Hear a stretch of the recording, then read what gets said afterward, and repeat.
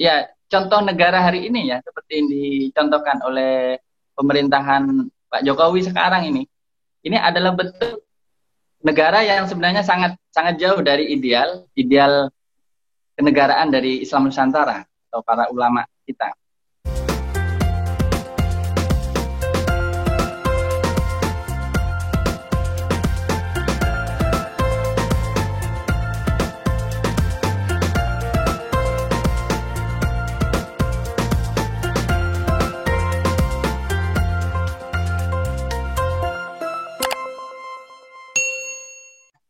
Saya ingin masuk ke Islam Nusantara.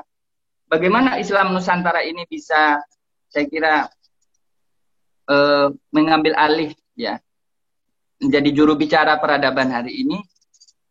Saya kira pertama pertanyaan saya, apakah kita harus membongkar kembali ya fase-fase yang tadi saya sebutkan.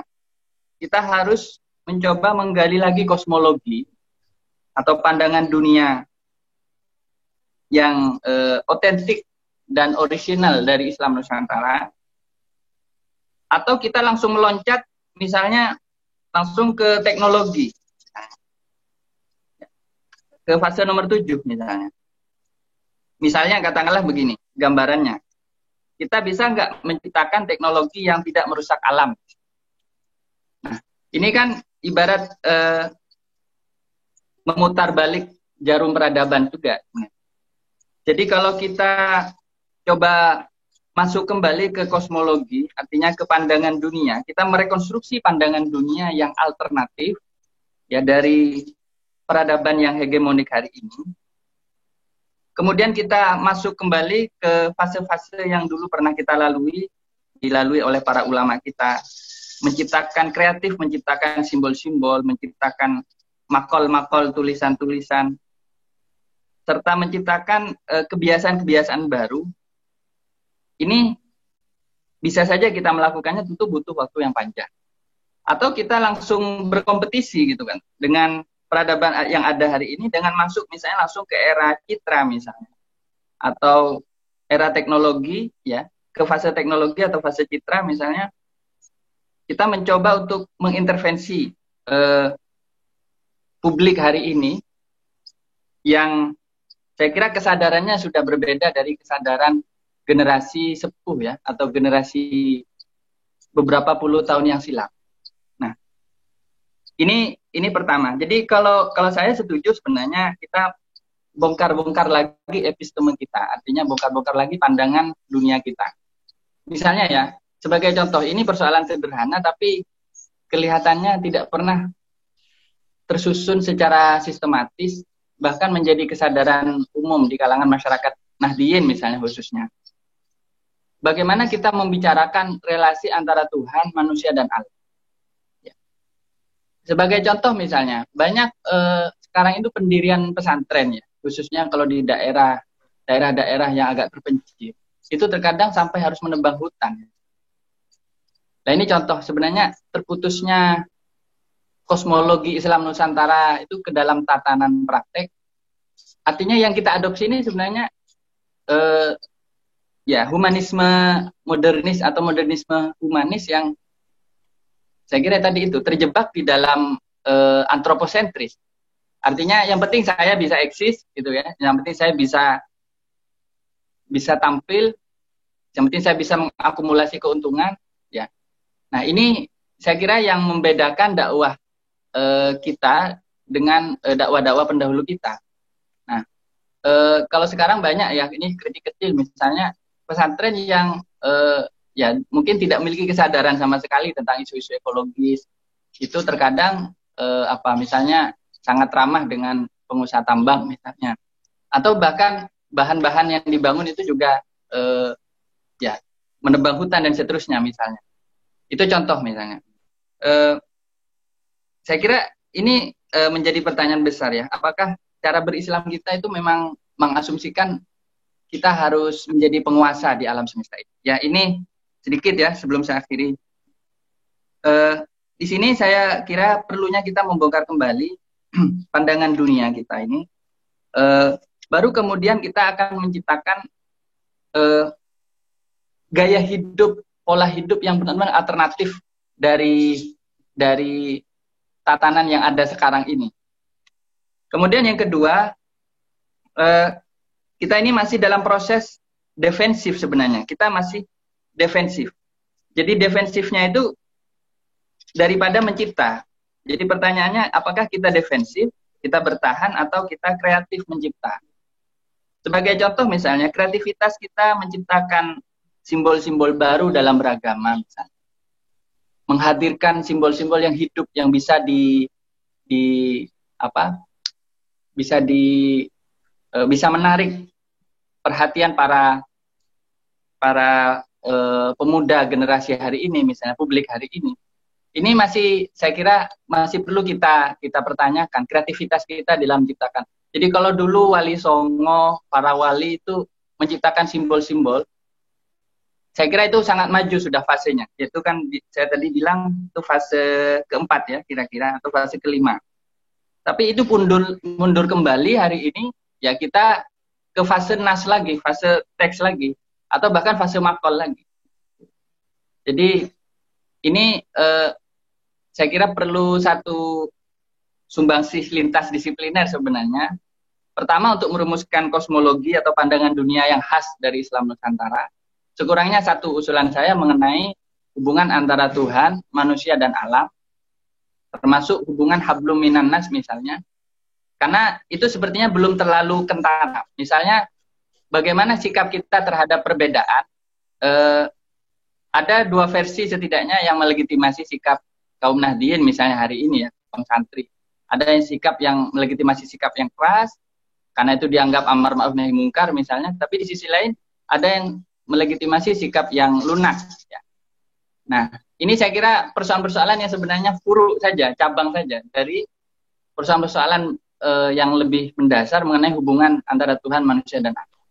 Dan itu yang pertama. Terus yang kedua, saya kira kita perlu lebih kreatif lagi di dalam mencipta, dan syukur-syukur bisa menarik perhatian publik atau dunia hari ini seperti dulu Wali Songo itu mampu menarik ya perhatian masyarakat setidaknya di wilayah masing-masing. Nah, pertanyaannya apa sih yang sekarang menarik pada kita? Nah, jadi kalau dulu Wali Songo itu punya mahabbah dan haibah, punya punya wibawa sekaligus punya daya tarik yang luar biasa pada masyarakat. Pertanyaan saya, apakah Islam Nusantara hari ini mampu ya dengan segala elemennya mampu untuk menciptakan daya tarik ini, alih-alih seperti yang sering terjadi menimbulkan cibiran, antipati. Jadi sederhananya sebenarnya kita perlu lebih banyak menggugah dunia hari ini. Nah, saya cerita sedikit, Gus Mila, ngapunten. Saya pernah berbicara di forum aktivis di Paris waktu itu. Dari 4 benua hadir waktu itu. Dan Al-Fakir waktu itu perwakilan dari kaum santri, yang menyampaikan pandangan dari Indonesia dan sudut pandang Islam juga, bahwa kondisi di Indonesia begini ya.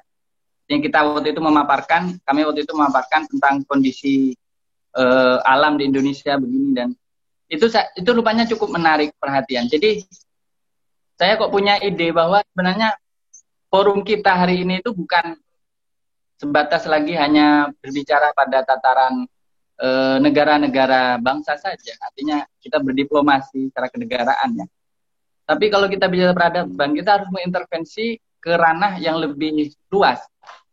Sebagai contoh, kita harus bisa berdialog dengan aktivis-aktivis sosial sedunia, yang saya kira isunya hari ini sudah empire versus people, imperium versus rakyat, ya. Atau kalau dalam bahasanya Wall Street itu kemarin, demo di Wall Street itu 1% versus 99%. Jadi kita harus bisa masuk ke forum-forum itu, dan kelemahan kita saya kira hari ini masalah tadi itu antara sains dan imperium itu. Pengetahuan kita punya, tapi power kita tidak punya. Dan power ini yang harus kita evaluasi juga, apakah benar-benar membawakan kepentingan Islam Nusantara atau tidak. Ini ibarat seperti ad-din wa sultah kalau di dalam bahasa fikih siasat. Bagaimana dialektika antara agama dan kekuasaan. Sebenarnya dalam sisi apa knowledge yang kita miliki ini, khazanah yang kita miliki ini bisa dilindungi, bahkan bukan cuma dilindungi tapi juga dipromosikan oleh power. Jadi kita masuk lagi ibaratnya mirip seperti fase kolonialisme lagi gitu ya. Cuman kalau kolonialisme dulu merusak, kita pakai fase banding, pakai strategi banding, tanding, strategi tanding, counter strategi, memunculkan lagi apa yang dilakukan oleh para kolonialis itu saat itu dengan melakukan hal itu pada Islam Nusantara. Nah, pertanyaannya seberapa banyak misalnya aparatus negara kita itu yang paham mengenai Islam Nusantara? Itu pertanyaan kecil sebenarnya. Tapi terbukti banyak yang tidak paham. Bahkan di Indonesia saya kira ya contoh negara hari ini ya seperti yang dicontohkan oleh pemerintahan Pak Jokowi sekarang ini adalah bentuk negara yang sebenarnya sangat jauh dari ideal kenegaraan dari Islam Nusantara atau para ulama kita. Jadi saya kira fase nasionalisme itu penting, tapi bukan menjadi satu-satunya fokus kita. Artinya kalau kita ingin mengintervensi peradaban, kita harus bicara pada tataran negara bangsa dan society, state dan society. Jadi berbicara pada tataran state, kita harus mampu mengintervensi itu, dan kita juga mampu berbicara pada tataran society. Dan di sini society dalam artian social movement hari ini, gerakan-gerakan sosial hari ini yang masih jarang diajak ngobrol ya, menjadi teman partner diskusi di dalam kajian-kajian Islam Nusantara. Sebagai contoh kearifan-kearifan lokal yang dulu kita terima dari para ulama mengenai alam, simbol-simbol alam misalnya, mengenai menjaga alam, hifdzul bi'ah, itu sebenarnya sangat relevan kalau kita coba kontekstualisasikan dengan gerakan-gerakan ini yang banyak tumbuh. Ya, saya tidak bisa melihat kampanye seperti Greta Thunberg misalnya ya, pembandingnya dari kita dengan interlokutor kita bagi kalangan kita sendiri, tapi kita harus memperluas ini menjadi platform global. Tentu saya menjadi platform global sehingga kita bisa berbicara pada dua tataran, yaitu tataran state dan society.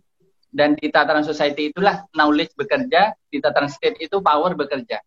Dan ini potensi Islam Nusantara yang saya kira dulu pernah dilakukan oleh para wali ya. Mereka mendirikan daulah-daulah, mendirikan kerajaan-kerajaan.